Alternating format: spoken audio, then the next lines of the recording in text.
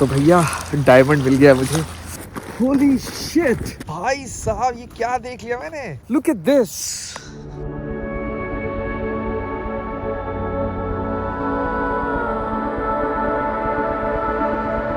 और अब चलते हैं अगले स्पॉट की तरफ जिसका नाम है युकुल सार्लन, जो कि काइंड ऑफ एक ग्लेशियल लेक है जहां पर काफी सारे फ्लोटिंग आइसबर्ग्स आपको मिलेंगे। और इनमें से ही किसी एक आइसबर्ग के ऊपर खड़े होकर शाहरुख खान और काजोल के ऊपर एक शॉर्ट फिल्माया गया था, व्हिच लुक जस्ट अमेजिंग, लेकिन ये काफी खतरनाक भी था।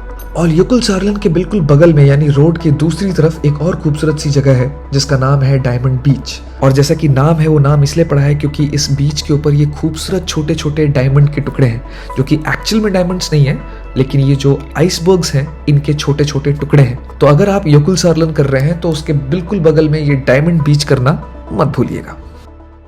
अब वैसे तो 10 मिनट में पहुंच जाएंगे डायमंड बीच, लेकिन यार बारिश इतनी तेज हो रही है, क्या करूं। देखते हैं प्रभु क्या चाहते हैं आज। रहे हो बारिश का माहौल, क्या भयंकर बारिश हो रही है। This is how you sleep when you travel and you're exhausted like anything. तो आइसलैंड घूमने के लिए ना भैया ये रेन कवर जो है ना, ये बहुत ज़रूरी चीज़ है। और थोड़ा अच्छा लेना। मैंने इतना अच्छा लिया आइसवियर से, महंगा भी है ये, उसके बावजूद यहाँ से कहीं से तो भी फट गया ये, और शुभम का तो बहुत ही ज़्यादा फट गया। तो बहुत अच्छी क्वालिटी तो नहीं है। बाकी और भी गाड़ियाँ यहाँ पर लगी हुई हैं। और ये गाड़ी के ऊपर जो ये आप देख रहे हो, ये रूफ टॉप कैंप है जो ऐसे खुल जाता है वी की तरह, और कैंप बन जाता है और इसके अंदर आप सो सकते हो। ये देखो एक और आ गई। ये बहुत कॉमन है आइसलैंड के अंदर। बहुत सारे जो कार रेंटल कंपनीज़ हैं उनमें आपको नॉर्मल एसयूवी के साथ एसयूवी विद रूफ टाइप का भी ऑप्शन मिल जाएगा, और उसके साथ फिर स्लीपिंग बैग, किचन नेट और कुकिंग वियर्स और ये सब कुछ भी आपको मिल जाएगा। तो ये भी एक ऑप्शन अच्छा है आइसलैंड को देखने का, लेकिन इस वेदर में मैं नहीं सजेस्ट करूँगा। अगर आप जून जुलाई अगस्त ये 3 महीने के अंदर आ रहे हैं तो फिर ठीक है। अदरवाइज़ अगर आप बहुत प्रो लेवल के अनकम्फर्ट जोन को भी झेल सकते हैं तो ही आप उसमें जाना।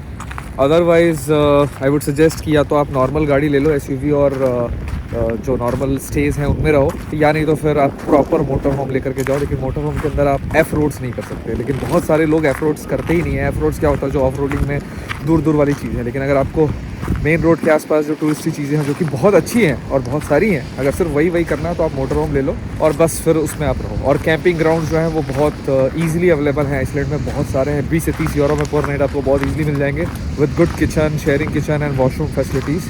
तो आप बहुत ईजिली उसमें रह सकते हो। वाइल्ड कैंपिंग यानी कहीं पर भी कैंपिंग बिना कैंपिंग साइट के अलाउड नहीं है आइसलैंड में, और $4000 का फाइन है, तो इस बात का भी ध्यान रखना। ये आ गया हूँ मैं उस जगह जहाँ पर ग्लेशियर्स पिघल करके आते हैं। ओह शिट, वो देखो तेरी, ये तो मुझे वेदर की वजह से नजर ही नहीं आ रहा था। भाई साहब ये क्या देख लिया मैंने।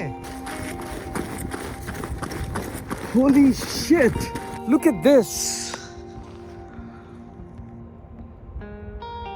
हाथ बिल्कुल सुन्न हो गए मेरे, बिल्कुल एकदम, मतलब देख रहे हो कैसा हो गया लाल बिल्कुल। लेकिन भाई साहब जो ये नज़ारा है ना, ओहो हो, हाँ शिट, कभी नहीं देखा यार ऐसा कुछ ना, कभी नहीं देखा। मतलब ऐसे ही पड़े हुए हैं ना ये। मतलब ये है मेन रोड, पीछे मेन रोड के बगल में मैंने गाड़ी लगाई है, और यहाँ से यहाँ वॉक करने में कितना लगेगा, 2 मिनट। मतलब आज मौसम थोड़ा सा ख़राब है तो हाथ वहाँ जम से रहे हैं और बारिश हो रही है, लेकिन फ़र्ज़ करो कि धूप निकली हुई हो तो मेन रोड से 2 मिनट की वॉकिंग पर ये नज़ारे हैं यार। उस तरफ देखो कितने सारे लोग हैं वहाँ पर, ये इस वाले चोटी पे। So cool man. एक स्टॉप यहाँ लिया था, अभी अगला स्टॉप यहाँ से थोड़ा सा चढ़ करके और वहाँ से देखते हैं कि कैसा व्यू आता है। और दौड़ करके छोड़ूंगा तो थोड़ी गर्मी भी आएगी। यस, नो वे, नो वे।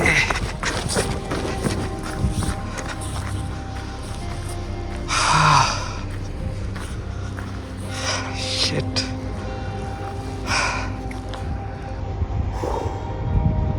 क्या सही लग रहा है ना, इतना सही लग रहा है ना, क्या बताऊं, शब्द ही नहीं है मेरे पास। हल्की हल्की बारिश रुक गई है, ड्रोन लेकर के आता हूँ।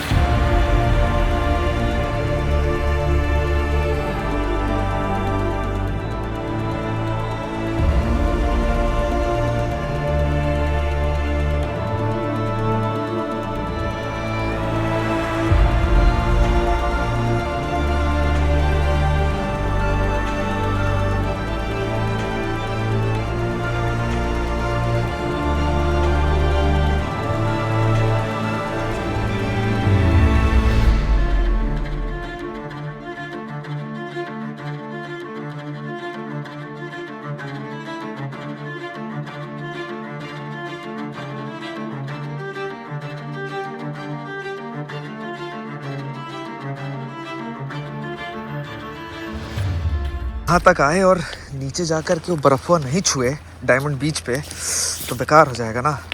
बस थोड़ा थोड़ा ऐसे ऐसे करके नीचे उतरना है। एक तो उधर भी जगह है, वहाँ पर बहुत सारा लोग यहाँ पे खड़ा था। अभी बारिश आ रहा तो शायद सब चला गया सब, लेकिन यहाँ से आप नॉर्मली जा सकते, लेकिन वहाँ बहुत ज़्यादा भीड़ थी। गुरुत्वाकर्षण खींच रहा है, अरे गुरुत्वाकर्षण खींच रहा है। वाह, यहाँ पर भी लोग हैं। तो क्या है डायमंड बीच एक्चुअली, मैं फटाफट आपको बता दूं, कंफ्यूज नहीं हो जाना। ये कोई सही के हीरे नहीं है, सही के डायमंड नहीं है। ये बर्फ़ के टुकड़े हैं जो यहाँ ग्लेशियर से जो पिघल करके आते हैं नीचे, टूट टूट करके इस लेक में, इस किनारे तक पहुँच जाते हैं। ये जो ग्लेशियर है, जो कि अभी बादल की वजह से दिख नहीं रहा है, बहुत ही बड़ा है, बहुत ही अमेजिंग पिक्चर्स देख रखी है मैंने उसकी, लेकिन अभी आज मौसम ऐसा है तो नहीं दिख रहा है। बट आप गूगल करिएगा कभी। ये जो है लेक वाला पार्ट है, इसका पानी मीठा होना चाहिए। अभी मैं टेस्ट करके देखो, चेक कर लूँगा कि मैं गलत इन्फॉर्मेशन तो नहीं दे रहा हूँ। लेकिन ये रोड के उस तरफ समुंदर है, ये वहाँ से जा कर के समुंदर में भी मिल जाते हैं। लेकिन ये जो है jökulsárlón लेक है, one of the deepest lake of Iceland. और ये ग्लेशियर से बर्फ़ के टुकड़े टूट टूट करके, पिघल करके जो आते हैं, वो इस लेक में, इस जगह पे दे वॉश्ड अप लाइक दिस। मेरे ख्याल से इसका पानी मीठा होना चाहिए, क्योंकि ये लेक है। नहीं, इसका पानी भी खारा है, लेकिन समुंदर इतना नहीं। तो आई एम श्योर कि समुंदर का थोड़ा बहुत जो है इसके अंदर अंश आ गया है।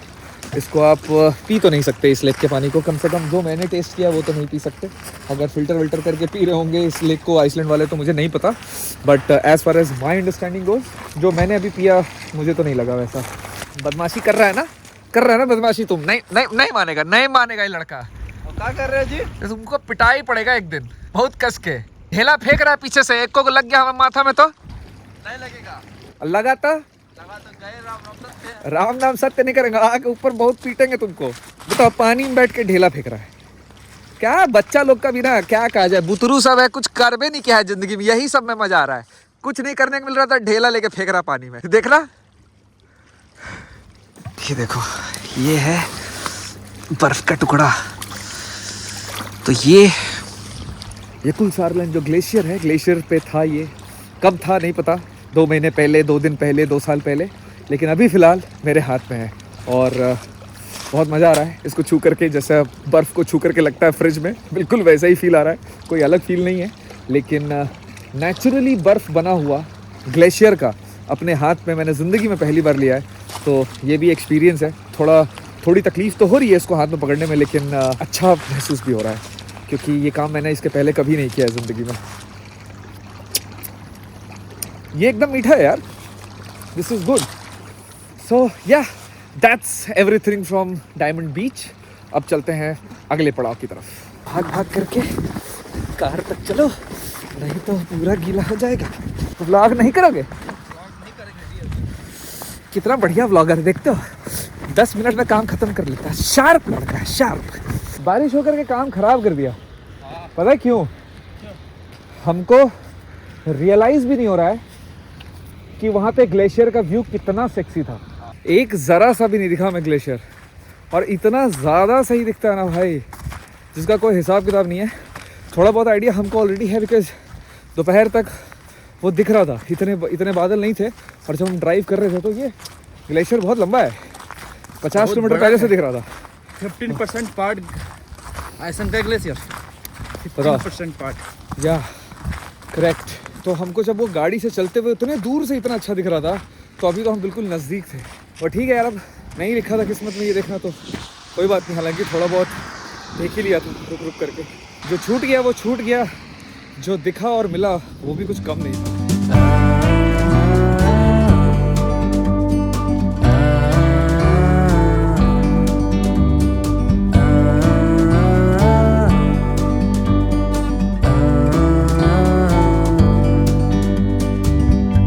Sometimes you need to go and take a step back to see the truth around you. From a distance you can tell. Okay, ये सिर्फ मैं आप लोगों को बताने के लिए यहाँ पर आया हूँ। तो बेसिकली जो डायमंड बीच एक्चुअली है वो यहाँ पर है। जब आप रेक्याविक से इस तरफ से आओगे तो आपके राइट साइड में आता है ये वाला बीच, लेकिन मैं उसके थोड़ा सा मतलब इस बीच से जस्ट 100 मीटर पहले लेफ्ट साइड में पार्किंग है, जहाँ से आप ग्लेशियर लगून देख सकते हैं, जहाँ पर वो आप लिटरली बड़े बड़े जो बर्फ़ है ना वो देख सकते हैं। तो मैं यहाँ पर नहीं आया था, या यहाँ पर इसको मैंने जानबूझ करके अवॉइड किया था। उसका रीज़न ये था, एक ये बहुत टूरिस्टी है, अभी क्या कहते हैं थोड़ा सा मौसम, थोड़ा नहीं एक्चुअली इस वक्त के लिए इस जगह के लिए बहुत ज़्यादा ख़राब है, इसीलिए आपको इतने कम टूरिस्ट दिख रहे हैं, वरना ये जगह बिल्कुल पैक रहती है। मतलब यहाँ पर लिटरली पार्किंग की ना इतनी बड़ी स्पेस है, और वो भी पेड पार्किंग की, ठीक है। तो बहुत ज़्यादा भीड़ होती है, और आप देखते क्या हो, आप देखते हो समुंदर जिसमें आप जा नहीं सकते, क्योंकि ऑब्वियसली बहुत ठंडा है और डेंजरस भी है वेव्स, और जो बर्फ़ के टुकड़े हैं वो बिल्कुल बीचेस पर पड़े हुए हैं, जो कि आप देख रहे हो यहाँ पर, ठीक है।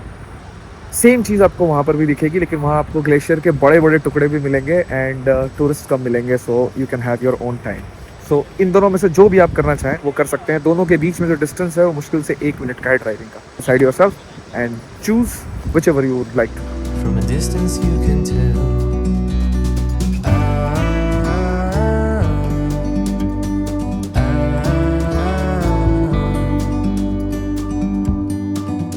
You and me were meant to be in the great outdoors, forever free. Also Vestrahorn जाने के लिए हम थोड़ा सा लेट हो गए, बिकॉज शुभम को 2 हिच हाइकर्स मिल गए थे और शुभम हेल्प करना चाहता था उनकी। तो हमने उल्टी डायरेक्शन में करीब 20 मिनट एक पेट्रोल पंप पे उनको छोड़ा, जहाँ से उनको कन्वीनियंटली गाड़ी मिल जाए, हाँ ईजिली मिल जाएगी। तो 40 मिनट 50 मिनट करीब इसमें हम गया है हमारा, लेकिन फिर भी हम टाइम पर 7 बजे तक वेस्ट्राहॉर्न पहुंच जाएंगे। हालांकि ये जो वेदर है वो बहुत ही ग्लूमी है, तो मुझे नहीं पता कि क्या दिखेगा नहीं दिखेगा। वेस्ट्राहॉर्न बहुत अमेजिंग प्लेस है, और एक बार पहुंचे वहाँ पर और देखते हैं कैसा दिखता है ना। That's everything from here, and let's go to Vestrahorn. Vestrahorn, देखते हैं क्या मिलता है।